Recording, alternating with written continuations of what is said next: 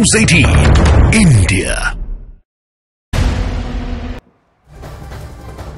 नमस्कार, मैं रीमा प्रसाद। इस वक्त की सबसे बड़ी खबर पश्चिम बंगाल के उस संदेश खाली से बताएंगे जहां की महिलाओं की आपबीती ने सबको सकते में ला दिया। संदेश खाली मामले में इस वक्त की सबसे बड़ी खबर यही है कि 3 दिन के लिए कोलकाता में गांधी प्रतिमा के सामने धरने पर अड़ी बीजेपी और कलकत्ता हाई कोर्ट अब पहुंच चुकी है। धरने के लिए कोलकाता पुलिस की ओर से अनुमति नहीं दिए जाने पर बीजेपी ने कलकत्ता हाई कोर्ट का रुख किया है। कोर्ट ने केस दायर करने की इजाजत दे दी है और मामले की सुनवाई कल तय की गई है। बीजेपी ने संदेश खाली मामले के आरोपी शाहजहां शेख की अब तक गिरफ्तारी नहीं होने के खिलाफ धरने पर बैठने का ऐलान किया था, लेकिन इसको लेकर भी कोलकाता के पुलिस ने वहां पे ऐसा माहौल बना दिया जिससे कि धरना प्रदर्शन नहीं कर सकते हैं। और सीधे सीधे जो खबर मिल रही है वो ये कि कलकत्ता हाई कोर्ट ये मामला चला गया है, लेकिन सुनवाई आज नहीं होनी है। इस एंगल से ये सुनवाई कल होनी है।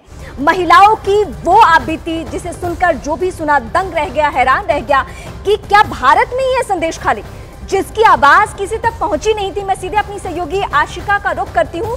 आशिका, धरना प्रदर्शन हर रोज की ये तस्वीर हो चुकी है, ये कोई नई बात नहीं, कोई बड़ी बात नहीं।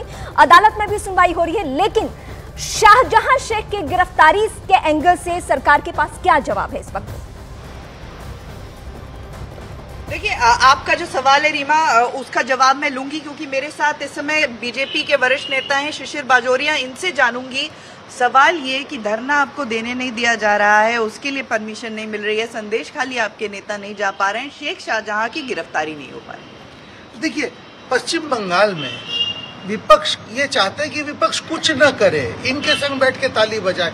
हमको कहीं ना धरना का परमिशन मिलता है, कभी हम ये डीजी से चिट्ठी भेजे अपॉइंटमेंट के लिए, वो नहीं मिलते हैं। संदेश खाली हमारा जो एक फैक्ट फाइंडिंग टीम आया जिसमें एक फॉर्मर चीफ जस्टिस थे, उनको हिरासत में ले लिया। क्या नहीं किया, एसटी कमीशन, एसटी कमीशन, महिला कमीशन, सबको रोक दिया। और शेख शाहजहां अब लगभग 2 महीने होने को आ गए हैं।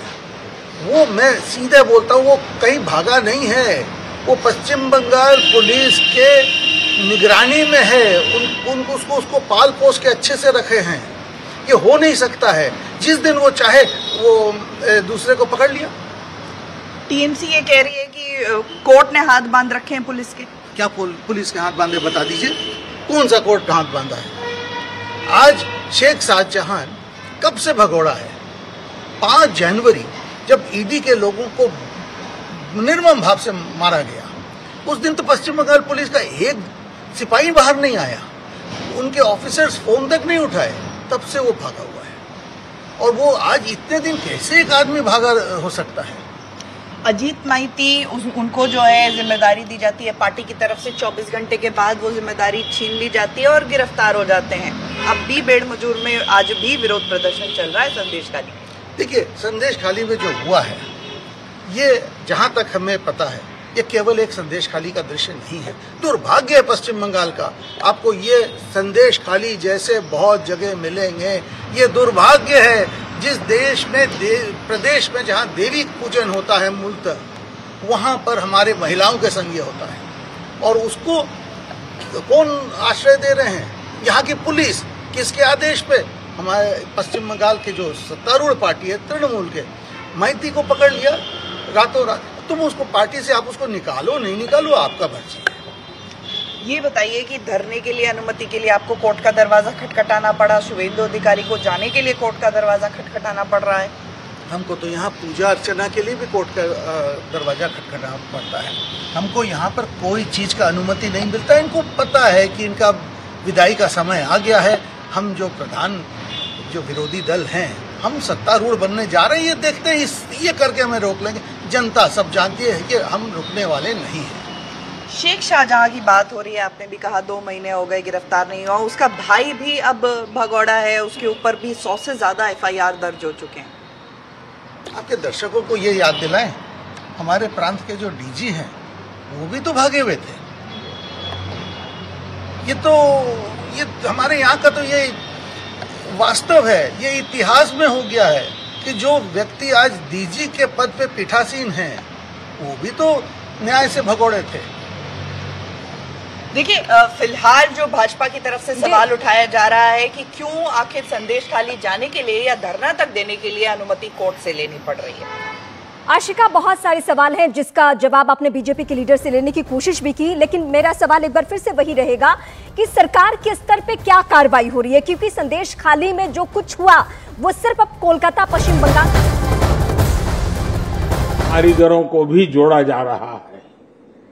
उनके लिए समय समय पर विशेष प्रोग्राम रखे जा रहे हैं ताकि उन्हें नए ट्रेंड, नई टेक्नोलॉजी की जानकारी मिल सके। स्किल डेवलपमेंट और कैपेसिटी बिल्डिंग के लिए हम समर्थ योजना चला रहे हैं। इसके तहत 2.5 लाख से अधिक व्यक्तियों को ट्रेनिंग दी जा चुकी है। इनमें से अधिकतर महिलाएं हैं और इनमें से 1.25-2 लाख से ज्यादा साथी इंडस्ट्री में प्लेस भी हो चुके हैं। साथियों, बीते दशक में हमने एक और नया आयाम जोड़ा है। ये आयाम है वोकल फॉर लोकल का। आज पूरे देश में वोकल फॉर लोकल और लोकल टू ग्लोबल का जन आंदोलन चल रहा है। आप सब तो अच्छी तरह जानते हैं कि छोटे छोटे बुनकरों, छोटे छोटे कारीगरों, लघु और कुटीर उद्योगों के पास राष्ट्रीय स्तर पर एडवर्टाइजमेंट के लिए, मार्केटिंग के लिए बजट नहीं होता है और हो भी नहीं सकता है। इसलिए इनका प्रचारक आप करें या न करें, मोदी कर रहा है।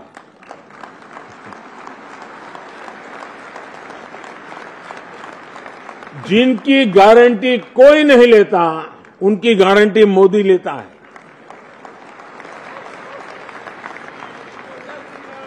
हमारे इन साथियों के लिए भी सरकार देश भर में एग्जीबिशन से जुड़ी व्यवस्थाएं बना रही है। साथियों, एक स्थिर और दूरगामी नीतियां बनाने वाली सरकार का सकारात्मक प्रभाव इस सेक्टर की ग्रोथ पर साफ देखा जा सकता है। 2014 में भारत के टेक्सटाइल मार्केट का वैल्यूएशन 7 लाख करोड़ रुपए से भी कम था। आज ये 12 लाख करोड़ रुपए को भी पार कर गया है।